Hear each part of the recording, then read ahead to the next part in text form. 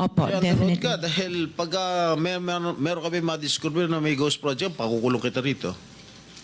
Minimum totoo. Wala po talaga. Meron ka mga pictures na lahat ng mga proyekto ginawa mo?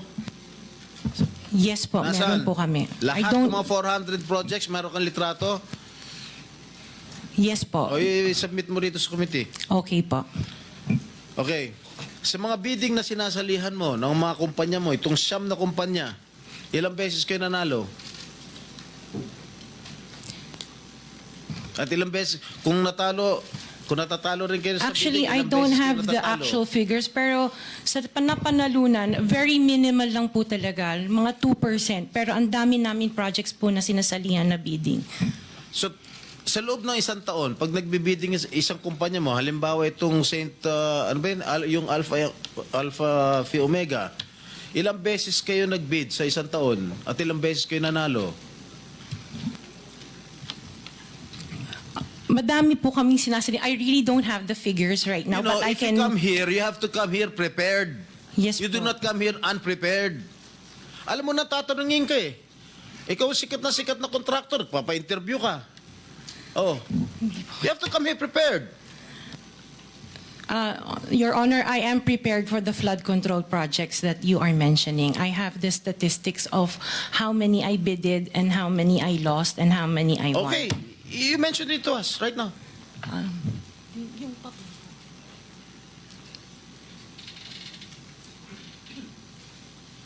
You are asking her to relate the 400. No, Parang mahirap naman yata. hindi. 400. In 2022, I bidded for 491 projects. This is just for the flood control, Your Honor. How many projects? For 491. 491. 491. I joined the bidding. Po. Oh. This is in 2022. I only got 71 projects from the 491 na sinalinan ko po. 71 only. How many companies?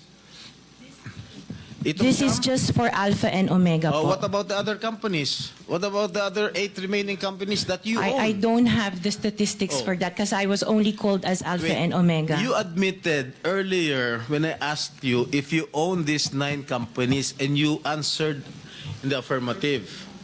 Right now I'm asking you kung ilan yung 71 71 flood control projects na napanalunan ninyo. Now you're only speaking in behalf of Alpha Phi Omega. Eh kanina sinabi mo ikaw may-ari ng Siam. Why can't you answer in behalf of the 8 remaining companies? Kasi po, yun lang yung na-prepare po namin for today's hearing.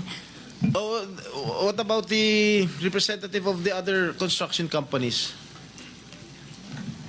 Itong si Remando. Oh, how many? You're representing St. Timothy. Good morning po, Mr. Chairman. For St. Timothy Construction po, we have 145 projects. Flood control projects. Yes, Mr. Chair. Since Since 2022, up to the present, as we speak, 122. 145. Excuse me? 145, Mr. Chair. Napanalunan, ang na-award sa inyo, 145 flood control projects. Yes, sir. Napanalunan nyo yan. Yes, Mr. Chair. So, all in all, dun sa 8 companies, ilan? Dun sa 9 companies, hindi nyo alam? Out of the 400, maybe, who can answer my question from the DPWH? Maybe they have the records there. Mr. Chair, with the Just indulgence for of the the SP record. Pro Temp, Yeah. Yes, Senator Risa. kaugnay nung pagtatanong ni SP Pro Temp sa ngayon, gusto kong makapag-flash ng screenshot po nung siyam na calling cards, nung siyam na kumpanyang iyon. Calling card po ni Mr. Curly Discaya, na asawa po ni Ms. Discaya. So, mag-asawa po, dapat alam po nila in greater detail itong mga kumpanyang ito. Ito po, Mr. Chair, SP Pro Temp. Siyam na calling cards nung siyam na kumpanya, lahat sa pangalan ni Pacifico o Curly Discaya. So, dapat po mas alam po, both ni Ms. Sara Diskaya at Ms. Roma Diskaya Rimando ang mga detalye na tinatanong ni SP Pro Temp. Salamat, Mr. Chair at SP Pro Thank you, Temp. Senator Risa. Okay, for the record, yung may-ari ng St. Gerard Construction, nandun yung pangalan ng asawa mo, Pacifico Diskaya. Okay? Doon sa St. Timothy, sino may-ari ng St. Timothy? Ikaw si Rimando, ano? Kamag-anak mo si Diskaya, correct? Sabi mo, pamangkin mo. Tama? And who is this Maritoni Miligrito, the owner of Elite? General contractor. Who is this? Answer. Pinsan ko po, Mr. Chair. From the left pocket to the right pocket. St. Matthew. Nandito yung asawa mo, Pacifico Diskaya. Great Pacific. Oh, ikaw, nandyan ang pangalan mo, oh.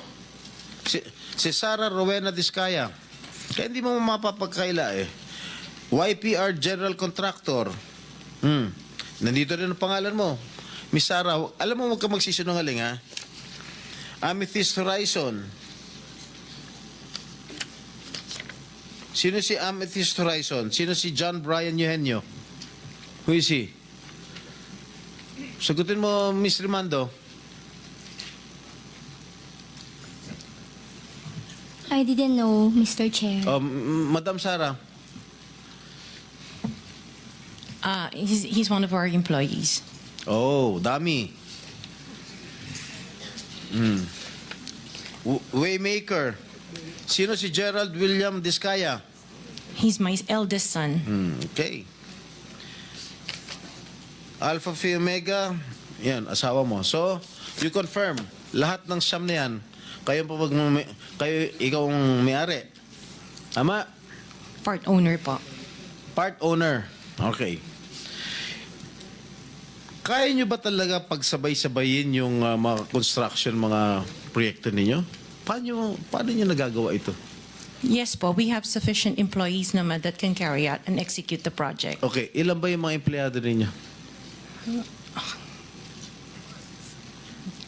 In the office po, mga 200 plus. Sabay-sabay kayong naawardan ng kontrata ng DPWH. Alam mo, nakakapagtaka dahil kayo lagi nakakuha ng DPWH contracts, ha?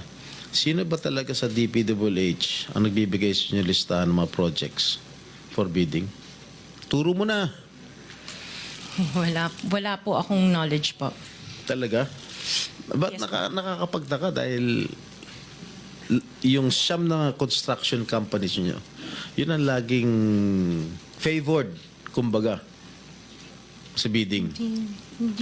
Kasi ang balita ko, isa kayo sa mga una nakakita at nakakapili ng mga projects. Bago pa mabuo ang National Expenditure Program, yung tinatawag natin na NEP. Parang menu lang sa restaurant na nakaka-order kayo kaagad. Sino ang point person nyo sa DPWH na nagbibigay sa inyo ng informasyon na ito, o para sa inyo, ito para sa kanya? Sino? Sir, wala po akong nakakausap po. Wala kang kilala sa DPWH. Wala po. Hindi kami maniniwala niyan, wala kayong kilala sa DPWH. Meron ako yung mga engineer, yung mga district engineers Oh, saka yun mga pala. Sino ang mga district engineer na nakilala mo? pero hindi po sila nagbibigay ng project po sa akin. At tinatanong ko, wala naman ako sinasabi sa'yo kung nagbibigay sila ng project, sino ang kakilala mo sa DPWH? Sila mga DE po. DE Yeah, okay. ng Sabi mo, sino? teka sandali. DE ng Laguna, O, sino DE nga? ng Banggitin mo yung pangalan. I can't remember their names kasi I don't transact on Okay, behalf of DE the ng companies. Laguna, sino pa? DE ng Bulacan, DE ng Is he here? Nandito ba? Yung DE ng Laguna, DE ng Bulacan, nandito ba? DE ng Bulacan nandito. Okay, paano nyo nalalaman ang mga projects for the bidding? Sino ang nagbibigay ng listahan sa'yo? We don't have a list. Naka 6 minutes ka na, erap.